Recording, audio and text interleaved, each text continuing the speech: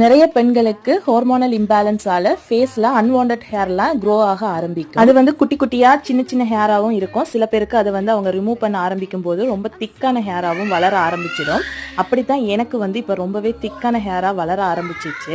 அதுக்கு பெர்மனன்ட் சொல்யூஷனா நான் தேடிட்டு இருந்தப்பதான் இந்த பவுடர் நான் பார்த்தேன். த ஹேட் அப்படின்னு சொல்லிட்டு இந்த பவுடருடைய பேர். இது 45 கிராம்ஸ் 600 சம்திங்குக்கு பர்ச்சேஸ் பண்ணியிருந்தேன் அவங்களுடைய வெப்சைட்ல.